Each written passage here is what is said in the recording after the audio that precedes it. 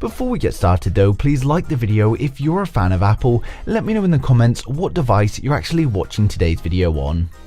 But first up, we've got news of camera upgrades for the Apple iPhone 13, and of course this is something that's always going to happen, but we've got more confirmation on specific upgrades.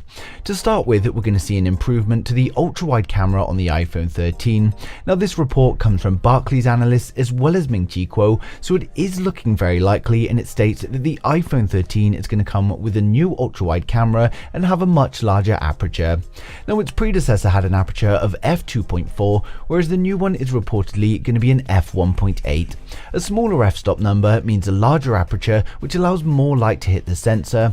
Now this results in better low light performance as well as better quality overall, as the ISO can then stay lower. We're still hearing news of a periscope camera as well, but it's not really anything solid. A patent was discovered, but given that it's only just been discovered, it could well be for a future model and not the iPhone 13. We also had the previous news of LiDAR scanners on all 4 models of the iPhone 13. Now this is still just a rumor, and it does seem strange as it would lessen the difference between the standard models and the Pros, but then at the same time Apple is putting focus into AR. If more phones have the LiDAR scanner, then it would result in more development in this area, as when it comes to app moving forward, with more users able to use it, then app developers can justify the time spent with the. We've been hearing this for some time, with many people saying it's going to be narrower and others saying it will be shorter. John Prosser has stated that there are prototypes with a smaller notch and it is narrower, but not all prototypes have them. Now this could mean that they're still undecided on whether or not it's going to make the final product of the iPhone 13, or it could even be that maybe the Pro models have it and the budget models don't. Of course, this is simply just estimations here, and either way, I'm not too fussy when it comes to the notch. A narrower notch would have been nice, but if it's just going to be thinner, then I'd rather it was left alone. Now next up, we've got news of 120Hz on the iPhone 13, a feature that caused a lot of disagreements with the predecessor's leaks, but it now seems to be a reality.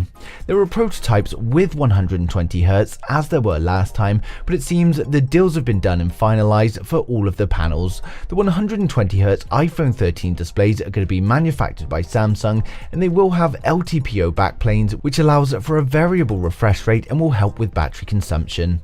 This will of course only be for the 13 Pro and the 13 Pro Max. Next up, we've got more confirmations of Touch ID coming to the iPhone 13, although the report was pretty vague. Wall Street Journal have reported that 2 former Apple employees have advised that it will feature Touch ID as well as the Face ID. Other reports have suggested that it will be in the form of an in-display fingerprint scanner and not one that's simply added to the power button. While many other manufacturers are using ultrasonic in-display fingerprint scanners, the former Apple employees advised that they won't be using the ultrasonic scanner that's generally more secure than the optical, but instead they're coming up with their own optical scanner that can actually detect a fingerprint anywhere on the screen.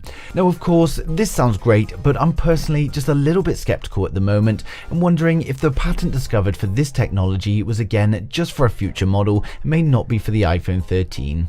Of course, as soon as there's an update on this, I'll be updating you guys straight away.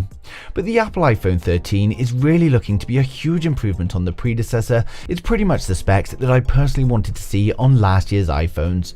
Of course, we've got plenty of information already about the full specs, price and design of the iPhone 13 series, so we're going to run through all of that now. For my regular viewers, you guys have already seen this, so just jump to the next video, but if you're new here, then make sure you hit subscribe and we're going to get right into it. So to start with, we've got the entry-level model, the Apple iPhone 13 mini. It's expected to be a 5.4-inch iPhone with an Oled Super Retina display. It's expected to have a resolution of 2340 by 1080, and this is going to give us 465 pixels per inch. It's very unlikely for high refresh rates on the lower models, so expect a 60Hz display, but we should be seeing this shorter notch. With Apple continuing to prove that huge amounts of RAM are just not required, it should be equipped with 4 gigs of RAM and a choice of 64, 128 or 256 storage. We're expecting another aluminium frame to reduce the cost, although again the body should be looking similar to that of the Pros, and the iPhone 13 mini is going to come with dual cameras on the rear consisting of a 12 megapixel wide angle and a 12 megapixel ultra wide, and it will of course ship with iOS 15. For those that want the 4 gigs of RAM with 64 gigs of storage, it's likely going to launch at a price of around $700. For 128 gig, it should be around $750, and for the 256 gig, it should be around $850. Next up, we've got the iPhone 13. The iPhone 13 is going to have a 6.1-inch OLED display with a resolution of 2532 by 1170, and this gives us 460 pixels per inch. Again, we only expect this model to be having a 60 Hz display and no LTPO technology, but again, it may have a smaller notch. We expect 4 gigs of RAM along with a choice of 64, 128 or 256 storage, and the phone should have an aluminium frame. We're expecting a 12 megapixel wide angle and a 12 megapixel ultra wide, giving us another dual camera setup, and the phone is going to ship with iOS 15. For the 64 gig model, we're expecting around $800. If you want 128 gigs, it should be around $850. For the 256 gig version, it should be around $950. Next up, we've got the iPhone 13 Pro, and here's where things are going to change a little bit, although we are expecting a similar looking device. The iPhone 13 Pro is expected to come with a 6.1-inch OLED display with a resolution of 1170 by 2532, and this gives us 460 pixels per inch. Not only is it going to be brighter, but it's also going to be using LTPO technology and provide us with a 120 Hz variable refresh rate at a full resolution. We're not expecting any increase of RAM, as the A15 is going to be more than capable, so expect 6 gigs of RAM with a choice of 128, 256, 512 and maybe even a huge 1 terabyte of storage. Because this is the more premium model, we also expect another still frame, and on the iPhone 13 Pro we should be getting a quad camera setup. This is going to be a 12 megapixel wide angle, a 12 megapixel ultra wide, a 12 megapixel telephoto and a LiDAR sensor. The phone will of course ship with iOS 15, and when it comes to pricing, we do expect some small price increases with this new display technology, so we're estimating that 128 gigs may be around $1,050. For 256 it could be around $1,150, for 512 it could be $1,350, and if the 1 terabyte happens, iPhone 13 Pro Max. The iPhone 13 Pro Max is expected to come with a 6.7-inch OLED display with the resolution of 1128 by 2778, giving us 458 pixels per inch. Again, it's going to be brighter. It's also going to be using the LTPO technology to provide us with that 120 Hz variable refresh rate display.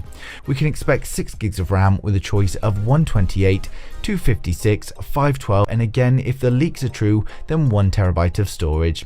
Again, we're expecting another still frame on the iPhone 13 Pro Max and another quad camera setup.